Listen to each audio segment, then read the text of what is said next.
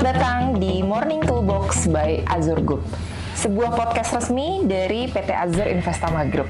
Setiap pagi kami hadir dengan topik-topik inspiratif dan menarik terkait industri dan bisnis langsung dari profesional yang ada di lapangan. Pagi hari ini kami sudah bersama dengan owner dan juga Direktur Utama dari PT Azur Investama Group, yaitu Bapak Roby Satria. Selamat pagi Bapak. Halo Mbak Kamila. Selamat datang di Morning Toolbox by Azur Group. Pagi hari ini, tema dari podcast kita adalah Azur in Business. Kita akan bicara lebih jauh tentang bisnisnya Azur itu apa sih sebetulnya. Oke Bapak, kita akan ngobrol-ngobrol banyak ya Bapak ya pagi hari ini ya. Untuk pertanyaan pertama nih Pak Roby, sebetulnya cerita awal mulanya Azur itu didirikan tuh kapan Pak dan bagaimana? Jadi awal mula didirikannya perusahaan Azur Investama Group pada dasarnya dulu kami backgroundnya adalah engineering. Jadi kami bukan background asli orang finance ya. Kemudian kami membangun beberapa kilang dari sejak muda. Lalu di tahun sekitar 10 tahun yang lalu kami melihat track record di mana perusahaan-perusahaan konstruksi Indonesia itu sudah mulai banyak yang jatuh. Namun industri Indonesia terus bertumbuh.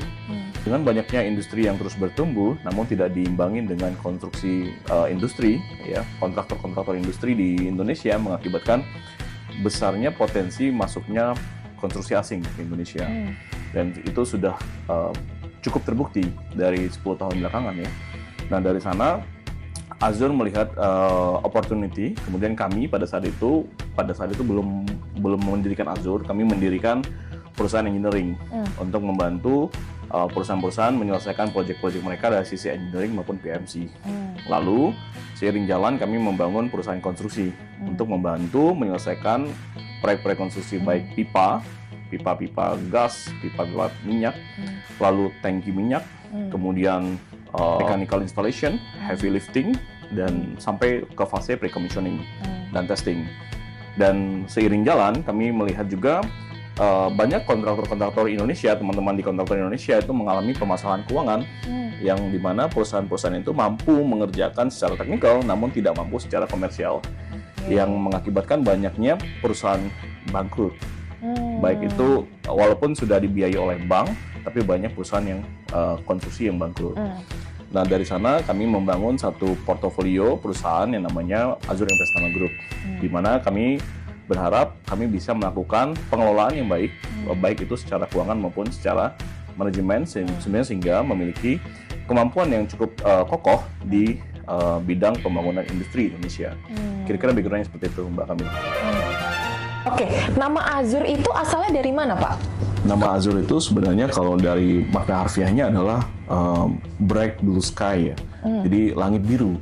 Kita lihat cuaca habis hujan, kemudian ada matahari, itu langitnya bersih. Yang artinya kami berharap perusahaan yang kami bangun ini bermanfaat buat masyarakat, industri umumnya, dan menjadi suatu harapan baru di dunia industri, terutama di dunia finance industry, di konstruksi.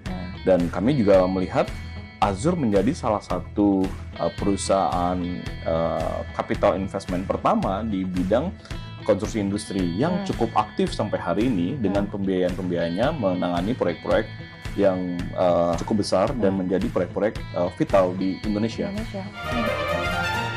Tapi kalau dari penjelasan Bapak nih Pak, sebenarnya mungkin ini penonton juga masih belum ngerti. Azur ini sebenarnya apa? Lalu bisnisnya itu apa Pak?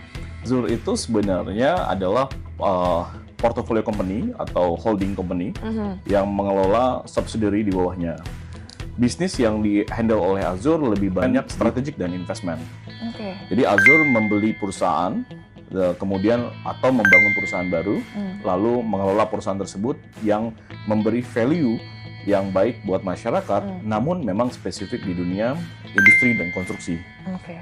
Azur punya salah satu perusahaan, Makadia Group, yang banyak berkecimpung di maintenance dan turnaround, termasuk dengan catalyst loading dan commissioning services. Lalu kami punya Swadaya Raya yang memang untuk heavy industry construction. Kita membangun crude oil tank, pipa, pekerjaan-pekerjaan pipa sampai hampir 200.000 day-ins. Dan kita juga melakukan heavy lifting equipment sampai dengan proses hydrotesting dan handover kepada klien. Nah, kemudian Azure juga punya perusahaan EPC, yaitu Rapid Infrastructure yang dimiliki oleh Azure Group. Azure juga memiliki risk management company, di mana pengelolaan risk itu bisa dilakukan dengan lebih komprehensif, yaitu Prospero. Dan yang terakhir, yang paling baru yang kami bangun adalah kita mengembangkan diri kita ke industrial real estate business di landed house PT Kasa Asraya Property seperti itu. Jadi pada dasarnya Azure Group memang membangun ekosistem yang saling melengkapi, namun terkhusus untuk fokus pada memberikan value bagi kemajuan konstruksi industri di Indonesia. Bisa saya simpulkan, Azure itu kan nggak berbisnis langsung ya Pak ya, membangun anak-anak usahanya yang memang berbisnis itu anak-anak usahanya. Benar. Nah pertanyaan saya gini Pak, kenapa Azure memilih untuk tidak langsung berbisnis, justru membangun anak-anak usahanya? Azure pada dasarnya adalah aktif investor. Dengan melalui portofolio yang dimilikinya, kami bukan hanya mengkapitalize, namun juga melakukan strategic and investment. Jadi Azure juga ikut mengelola dengan profesional-profesional di dalamnya untuk memperbaiki eksekusi proyeknya, dari mulai pemenangan proyek sampai dengan eksekusi proyek. Dan Azure juga menjadi waranti atau menjadi suatu kepastian buat klien dan menjadi performance waranti buat klien bahwasanya proyek-proyek yang dilakukan dan dibawa Azure akan bisa berhasil dan sukses. Kalau Bapak tadi sempat singgung terkait ekosistem ya Pak ya, sebenarnya prinsip utamanya Azure dalam membangun struktur bisnis sama ekosistem ini apa sih Pak? Prinsip utama Azure dalam membangun ekosistem bisnis, tentu yang pertama kami berharap ekosistem bisnis ini memang sesuatu yang saling bersinergi antara perusahaan satu dan perusahaan lainnya. Jadi one stop solution bisnis dari mulai konstruksi sampai dengan commissioning, bahkan maintenance dan turnaround. Kami juga memiliki orang-orang profesional di dalamnya, alat-alat berat yang siap pakai, kemudian termasuk dengan investment dan capital. Sedemikian ketika kita bertemu dengan klien, kita memberikan satu top solution kepada klien untuk bisa mendeliver proyek-proyek konstruksi di Indonesia bisa dikerjakan di Indonesia oleh orang Indonesia, pekerja-pekerja Indonesia, dan oleh anak-anak atau engineer-engineer asli Indonesia seperti itu. Keren banget Pak. Kalau aku baca Pak di websitenya Azure, sebenarnya visi dari Azure-nya itu sendiri adalah menjadi pemimpin di sektor industri. Sebetulnya artinya apa Pak? Bagi perusahaan, bagi Bapak, sama bagi industrinya itu sendiri, artinya apa? Kami berharap dalam pertumbuhan di tahun ke-5, jalan tahun ke-6, Azure bisa mengakuisisi perusahaan-perusahaan konstruksi lainnya dan melakukan transformasi eksekusi dan membentuk ekosistem lebih kuat bersama dengan Azure Group. Dan juga saya benar-benar ingin membangun Azure Group menjadi suatu waranti performance kepada klien-klien, bahwasanya perusahaan-perusahaan di bawah Azure Group, di bawah manajemen Azure Group bisa mendeliver proyek-proyek dengan baik, sukses dan tepat waktu. Oke, semoga Azure bisa memberikan dampak positif bagi kemajuan industri di Indonesia, seperti yang Bapak Robi sampaikan tadi.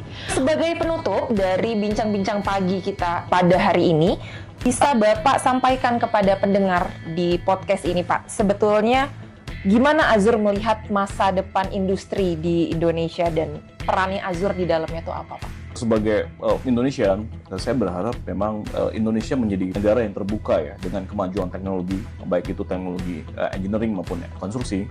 Tapi kita juga sebagai anak-anak muda Indonesia juga harus siap untuk merubah diri, memperbaiki diri, dan mengimprove diri kita secara teknikal, disiplin. Sedemikian kita bisa menyiapkan, kita juga bisa ikut andil dalam pembangunan industri yang besar di Indonesia. Saya berharap dan saya masih sangat percaya bahwasanya industri di Indonesia bisa dibangun oleh orang-orang Indonesia, anak-anak Indonesia, dan engineer-engineer Indonesia. Namun tentu perjuangan itu tidak gampang. Kita yang ikut terjun dalam pembangunan industri ini juga harus memiliki extra effort, extra mile untuk bisa turut serta dalam membangun industri yang skala besar dan teknologi sulit. Sampai hari ini saya masih sangat percaya anak-anak Indonesia memiliki kapasitas itu, namun memang kita juga harus mau untuk mengimprove diri kita dan melakukan extra effort dan bekerja lebih keras supaya tujuan kemandirian industri, kemandirian energi maupun kemandirian pembangunan itu bisa tercapai dalam membangun negara kita. Mungkin itu adalah baby step yang bisa kita lakukan sebagai anak Indonesia untuk membantu pembangunan di Indonesia seperti itu. Terima kasih banyak Pak Robi. Mungkin sekian aja Morning Toolbox by Azure Group episode kali ini. Semoga apa yang kita obrolkan pada hari ini menjadi inspirasi bagi para pendengar ya Pak Robi ya. Terima kasih banyak Pak Robi atas kesempatannya. Thank you, terima kasih. Bye-bye, selamat pagi.